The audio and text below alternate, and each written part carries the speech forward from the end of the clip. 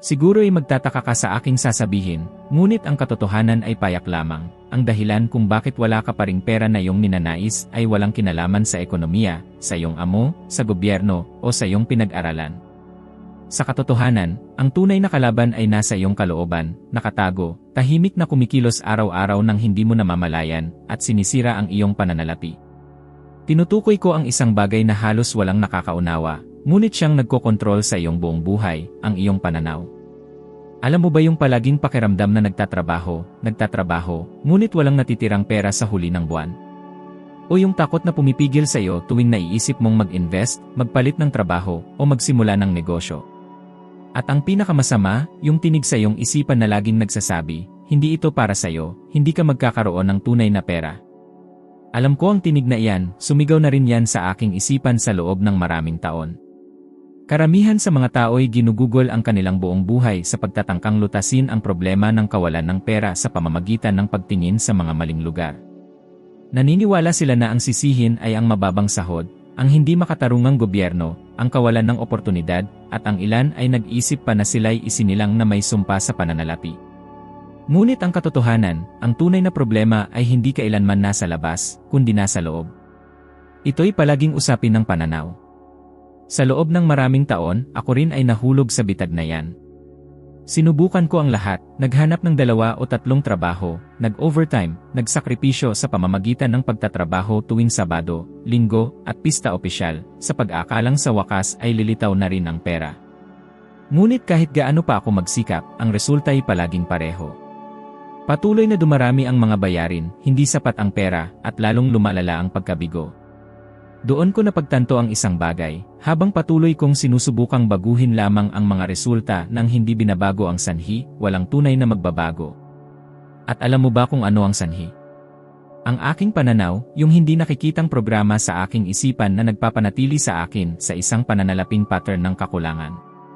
Isang uri ng automatic pilot na nagdedesisyon para sa akin kung magkano ang maaari kong kitain, gastusin, at kung magkano ang dapat kong itago.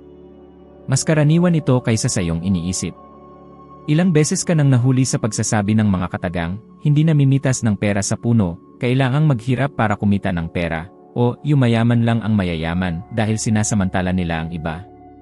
Mukhang hindi nakakasama ang mga katagang ito, ngunit parang binhi ng kakulangan na itinatanim sa ating isipan. At ang pinakamasama sa lahat, kahit bigyan ka ng buhay ng pagkakataong kumita ng mas malaki, kung hindi magbabago ang iyong pananalaping pananaw, sinasabotahe mo ang lahat. Nakakuha ka ng dagdag na sahod, at biglang may lumilitaw na bagong gastusin. Nakatanggap ka ng hindi inaasahang pera, at may lumilitaw na problema sa iyong kotse, isang emergency bill, isang utang na hindi mo na maalala. Hindi ito nagkataon, ito'y mental programming. May panahon noon, bago ako magsimulang magturo tungkol dito, na ako'y nagtatrabaho bilang bombero sa Toronto. Mayroon akong tiyak na sahod, walang malaking inaasahan ng paglago.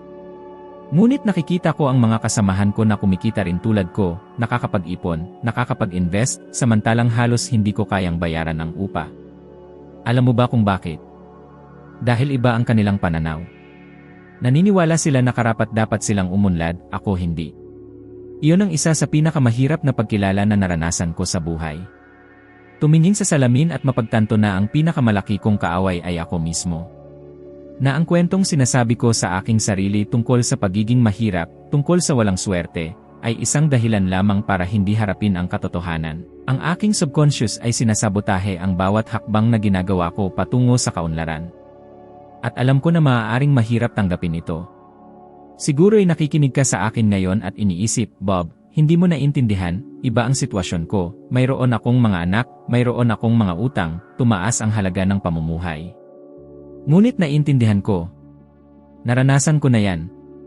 Alam ko ang bigat ng paggising sa madaling araw na nag-aalala tungkol sa upa sa susunod na buwan. Alam ko kung ano ang pumili sa pagitan ng pagbabayad ng kuryente o pagbili ng pagkain. Ngunit alam ko rin na mayroong daan palabas. At nagsisimula ito sa loob ng iyong isipan. Ang unang bagay na kailangan mong gawin ay huminto sa pagtingin sa labas at magsimulang tumingin sa loob. Obserbahan ang iyong mga otomatikong pag-iisip tungkol sa pera.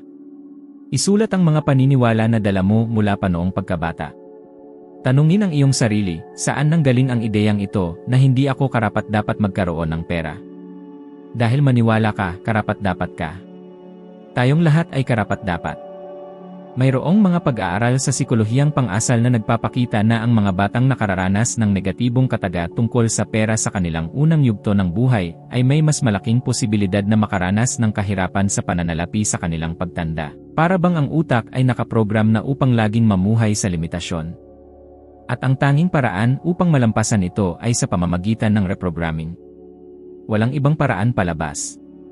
Kung patuloy mong susubukang magtrabaho ng higit pa, magsikap ng higit pa nang hindi binabago ang iyong pananaw, patuloy kang ikot sa parehong bilog. Iyon ang nangyari sa akin sa loob ng maraming taon. Tumalon ako mula sa isang trabaho patungo sa isa pa, sa pag-aakalang ang problema ay ang sahod, ngunit hindi. Sa tuwing tataas ang pera, tataas din ang problema. Para bang mayroong hindi nakikitang kisam sa aking ulo, at sa tuwing susubukan kong lampasan iyon, may mangyayari upang hilahin ako pabalik. Kaya, ang unang hakbang ay kilalanin, ang problema ay hindi ang mundo, hindi ang amo, hindi ang krisis, ito'y ang pananaw. Ang ikalawang hakbang ay magpasya, handa ka bang magbago? Handa ka bang questionin ang lahat ng pinaniniwalaan mo tungkol sa pera? Dahil nagsisimula lamang ang pagbabago kapag tunay na ginawa ang desisyon. At bago mo isipin na ito'y murang motibasyonal na usapan, hayaan mong sabihin ko sa iyo ang isang bagay. Ang sinasabi ko sa iyo dito ang siyang nagligtas sa akin mula sa pagkalugi, sa mga utang, sa kahirapan, at naglagay sa akin sa isang landas ng kaunlaran na tumatagal hanggang ngayon. At magagawa rin ito iyon para sa iyo kung papayagan mo. Napag-isipan mo na ba kung bakit, kahit alam mo kung ano ang kailangan mong gawin upang kumita ng mas malaki, hindi mo ito ginagawa? Bakit ka nag-aalinlangan sa pagtanggap sa alok ng mas magandang trabaho? Bakit mo ipinagpaliban ang pagsisimula ng proyekto na maaaring magpabago sa iyong buhay?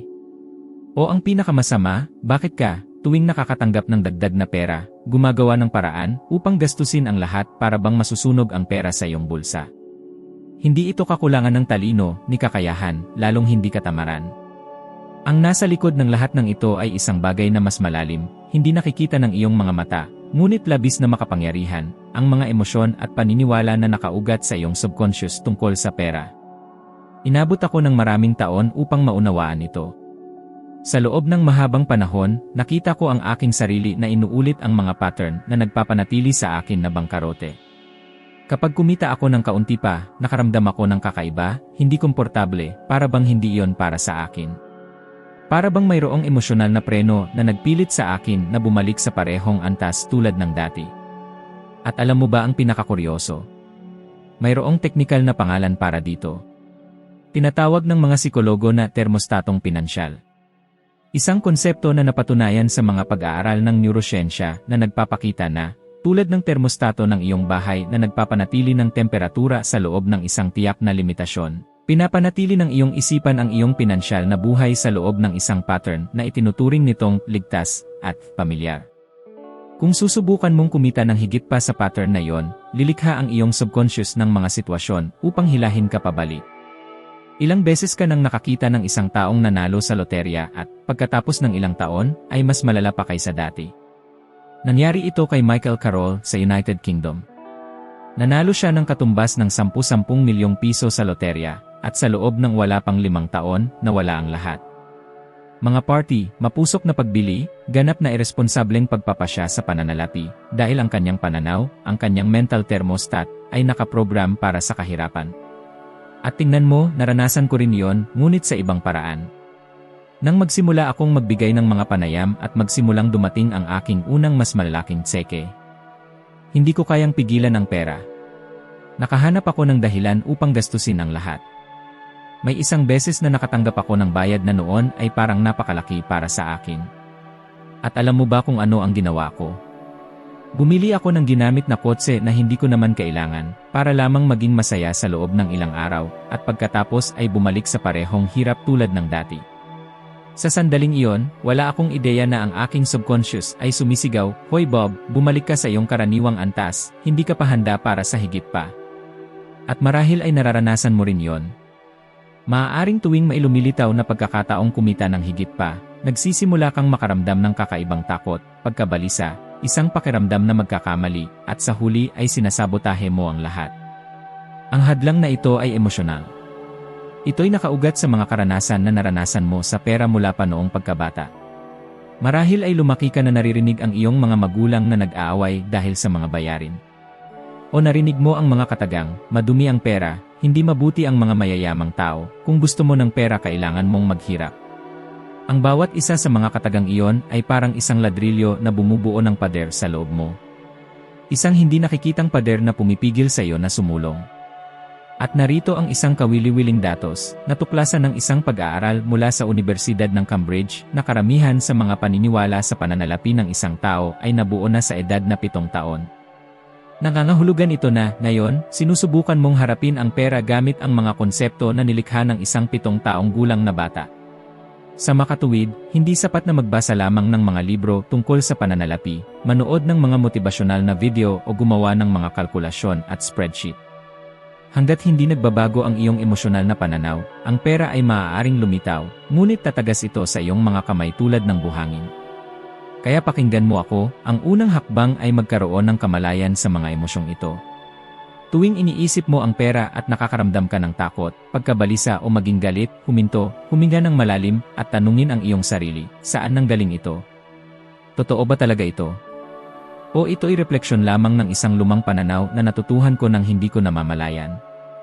Ginugol ko ang maraming taon sa pagsasabotahe sa aking sarili hanggang sa araw na nagpasya akong harapin ito. Nagsimula akong magsulat ng mga bagong pahayag na inuulit sa aking sarili araw-araw na ang pera ay dumadaloy sa akin ng madali, na ako'y karapat-dapat sa kasaganaan, at kaya kong pangasiwaan ang malaking halaga ng may karunungan at balanse.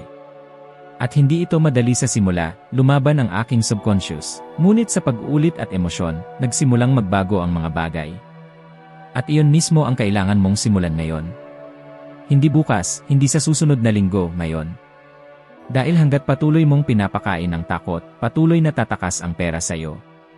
Ang pinakamalaking pagbabago sa aking pananalaping buhay ay nangyari nang matuklasan ko na ang tanging paraan upang baguhin ang aking mga resulta ay ang reprogram ang aking pananaw. Kahit anong subukan ko, hanggat hindi ko binabago ang imahe ko sa aking sarili tungkol sa pera, patuloy pa rin ang lahat. Kaya, ngayon gusto kong maunawaan mo ang isang bagay na ganap na nagpabago sa takbo ng aking kasaysayan, ang kapangyarihan ng malay na pag-uulit upang lumikha ng bagong mental programming. Naaalala ko ang isang yugto kung saan ako'y ganap na nalubog sa mga utang, walang pag-asa at may isang pagpapahalaga sa sarili na nasa lupa. Sa sandaling iyon ko nakilala ang isang simple, ngunit labis na makapangyarihang konsepto, lumikha ng isang bagong nangingibabaw na ideya sa isipan sa pamamagitan ng araw-araw na pag-uulit. At kapag sinasabi kong pag-uulit, hindi ito isang passive na bagay, walang emosyon. Ito'y isang buhay na pag-uulit, may damdamin, may intensyon, para bang ang bawat salita ay may kapangyarihang baguhin ang aking realidad dahil sa katunayan, mayroon nga. Kaya, sinimulan ko ang isang proseso na maaaring mukhang kabaliwan sa marami. Kumuha ako ng isang kwaderno at araw-araw, isinusulat ko ng 100 beses ang parehong positibong pahayag, palaging sa kasalukuyan, palaging para bang iyon ay isang ganap na katotohanan. Ang una kong pinili ay, ako'y labis na masaya at nagpapasalamat ngayon na ang pera ay dumadaloy sa akin sa lalong dumaraming halaga. Mula sa maraming pinagmumulan sa tuloy-tuloy na paraan. 100 beses sa isang araw. Araw-araw. Nang walang pagkabigo. Walang dahilan. At alam mo ba kung ano ang nangyayari sa mga unang araw? Sumisigaw ang aking isipan na yon ay kakatwa. Naririnig ko ang isang panloob na tinig na nagsasabi, Bob, sinasayang mo ang oras mo. Hindi ito gagana. Tignan mo ang balance ng iyong account, tingnan mo ang mga atrasadong bayarin sa iyong mesa. Ngunit nagpatuloy ako. Dahil alam ko na yon ang tanging paraan upang masira ang lumang programming. At iyon mismo ang gusto kong gawin mo. Pumili ng isang pahayag na kumakatawan sa kung ano talaga ang gusto mong maranasan. Isulat palagi sa kasalukuyan para bang nangyayari na. At ulitin at ulitin hanggang sa magsimulang tanggapin ng iyong isipan ang bagong ideya bilang totoo. Marahil ay iniisip mo, ngunit Bob, pagsusulat lang ito ng mga parirala, paano nito mababago ang aking realidad? At sasagutin kita ng isang datos na hindi alam ng maraming tao. Ipinapakita ng mga pag-aaral ng Unibersidad ng London na ang utak ng tao ay nangangailangan ng hindi bababa sa 66 na araw ng tuloy-tuloy na pag-uulit upang lumikha ng isang bagong neural connection na sapat na malakas upang palitan ang isang lumang gawi. Ito'y pisyolohiya. Hindi ito mahika, ito'y siyensya. Nakita ko itong nangyari sa aking sariling buhay, at sa aking mga mag-aaral din mga taong hindi kayang mag-ipon ng kahit isang sentimo, na namumuhay sa pamamagitan ng credit card, at pagkatapos nilang ilapat ang teknik na ito ng seryoso, ay nagsimulang makaakit ng mga bagong oportunidad, magkaroon ng kalinawan sa kanilang mga pagpapasya sa pananalapi, at ang pinakamahalaga, baguhin ang kanilang sariling pag-ugali tungkol sa pera. Naaalala ko ang isang kliyente na lumapit sa akin na desperado. Siya'y may utang, may masamang pangalan, walang pag-asa. Nagsimula siyang isulat ang parehong pahayag na ginamit ko, at sa mga unang linggo, tinawagan niya ako at sinabing parang lumalala ang lahat. Hiniling ko sa kanya na magpatuloy na magtiwala sa proseso. Pagkalipas ng 2 buwan, nakakuha siya ng hindi inaasahang promosyon sa trabaho, muling nakipagnegosasyon sa kanyang mga utang, at nagsimulang mag-ipon sa unang pagkakataon sa kanyang buhay. Hindi ito nagkataon, ito'y mental reprogramming na gumagana. Ngayon, hayaan mo akong magtanong ng direkta sa iyo. Ilang beses ka nang sumuko sa isang bagay sa unang linggo dahil lamang sa tila mahirap ito? Gusto mong baguhin ang iyong pananalaping buhay? Kung gayon, harapin mo ito bilang isang hindi maaatras na pangako sa iyong sarili. At kung gusto mong seryosohin ito, narito ang aking personal na hamon sa iyo. Sa loob ng susunod na 30 araw, pumili ng isang nag-isang positibong pahayag tungkol sa pera at isulat ito ng 100 beses sa isang araw. 100 beses. Walang dahilan. Walang paglaktaw ng mga araw. Walang ginagawa ng kalahati. Kung gagawin mo ito, nang may emosyon, nang may focus, nang may intensyon, ginagaranti ako sa iyo na sa lalong madaling panahon ay magsisimula kang makapansin ng mga banayad na pagbabago, at pagkatapos, napakalaking pagbabago. Dahil ang buhay ay palaging tumutugon sa kung ano ang nakaukit ng mas matindi sa iyong subconscious. Sa puntong ito, marahil ay nagtatanong ka pa rin kung ang lahat ng ito ay talagang gumagana para sa anumang bahagi ng buhay. O ito'y isa lamang magandang teorya na inilapat sa isang tiyak na kaso tulad ng paggising ng mas maaga o kumita ng kaunti pang pera. Kung gayon, hayaan mo akong sabihin sa iyo ang isang bagay na marahil ay hindi mo pa naisip. Ang proseso ng pagbabago ng pananaw ay gumagana para sa ganap na anumang resulta na gusto mong baguhin. Kung gusto mong pagbutihin ang iyong pananalapi, ang iyong kalusugan, ang iyong mga relasyon o ang iyong karera, pareho ang pamamaraan. Ang nagbabago lamang ay ang huling layunin na gusto mong makamit. At alam mo ba kung paano ko natuklasan ito? Ito'y nang magpasya akong subukan ang prosesong ito sa labas ng larangan ng pananalapi. Sa loob ng mahabang panahon, isa sa aking pinakamalaking kahirapan ay ang magkaroon ng disiplina sa oras ng paggising. Maaaring mukhang isang maliit na bagay, ngunit sa katunayan, nakakaapekto ito sa aking buong pagiging produktibo, aking mga pangako, aking mga pagpupulong, at sa makatuwid, aking mga kita. Palagi kong itinakda ang alarm clock, at, nang hindi nag-isip ng 2 beses, pinipindot ko ang snooze button. Umuulit ito araw-araw. At, kahit alam ko ang kahalagahan ng paggising ng maaga upang magkaroon ng mas produktibong araw, ganap akong pinanginibabawan ng lumang gawi. Doon ko inilapat ang parehong teknik na ginamit ko upang baguhin ang aking pananalaping pananaw. Pumili ako ng isang tiyak na pahayag, sa kasalukuyan, para bang iyon ay ang aking realidad. Ang parirala na isinulat ko ng 100 beses sa isang araw ay, ako'y labis na masaya at nagpapasalamat ngayon na, sa sandaling ako'y magising, bumabangon ako kaagad sa kama at sinisimulan ang aking araw ng may sigla. Sa mga unang araw, pinagtatawanan ako ng aking isipan. Naisip ko, Bob, napakatanga, mahigit 40 taong gulang ka na at nagsusulat ka ng mga parirala ng bata. Ngunit nagpatuloy ako. Nagpumilit ako. Tinapos ko ito. At ang resulta? Sa loob ng ilang linggo, nawala ang lumang gawi na pindutin ang snooze button. Ito'y automatiko. Iminulat ko ang aking mga mata at bumangon. Walang negosasyon. Walang panloob na usapan. Ang malaking aral sa likod nito ay ang pananaw, kahit ano paman, ay umiiral lamang dahil ito'y pinakain sa loob ng maraming taon sa pamamagitan ng pag-uulit at emosyon. At ang tanging paraan upang palitan ang isang lumang ideya, ay sa pamamagitan ng pagtatanim ng isang bagong ideya ng may higit na intensidad at pagiging pare-pareho. At naangkop din ito sa iyo. Kung ngayon ang iyong hamon ay hindi ang paggising ng maaga, ngunit ang pagkakaroon ng lakas ng loob na tumawag ng benta, makipag-usap tungkol sa pagtaas ng sahod, magsimula ng isang proyekto na patuloy mong ipinagpaliban, ang ugat ng problema ay pareho, isang lumang pananaw, lipas na nagkokontrol sa iyo. At marahil ay nagtatanong ka, ngunit Bob, bakit ako nakakaramdam ng napakaraming pagtutol na magbago, kahit alam ko kung ano ang kailangan kong gawin? Ang sagot ay simple, ang iyong subconscious ay napupuot sa pagbabago. Ito'y idinisenyo upang panatilihin ka sa iyong comfort zone, kahit na ang zone na yon ay isang lugar ng kakulangan, takot at pagkabigo. Mayroong mga pag-aaral sa larangan ng behavioral neuroscience na nagpapakita na ang utak ng tao ay tumutugon sa pagbabago na may parehong antas ng stress na haharapin nito sa isang tunay na pisikal na banta. Kaya't nakakaramdam ka ng pagkabalisa, pagdududa, maging ng tachycardia kapag naiisip mong gumawa ng isang bagay sa labas ng iyong karaniwang gawain. Ngunit narito ang sikreto, kung ulitin mo ang bagong ideya ng sapat na beses, nang may emosyon, nang may kalinawan, nang may pagiging pare-pareho, muling isasaayos ng iyong utak ang iyong pattern ng pag-uugali. Hindi ito mahika. Ito'y biyolohiya. At alam ko na marahil ay naghihintay ka ng isang himalang solusyon, isang bagay na madalian, para bang ito'y isang mahiwagang pagpasa. Ngunit ang tunay na pagbabago ay nangyayari sa pamamagitan ng maliliit na pang-araw-araw na desisyon na naipon ng may pagiging pare-pareho. Kung gayon, itatanong ko ngayon, ilang beses mo pang hahayaang kontrolin ka ng lumang pananaw? Ilang taon pa ng buhay ang ibibigay mo sa programming na nagpapanatili lamang sa iyo? Ano man ang resulta na gusto mong baguhin, pareho ang daan. Magsimula ngayon. Piliin ang bagong ideya na gusto mong itanim sa iyong isipan.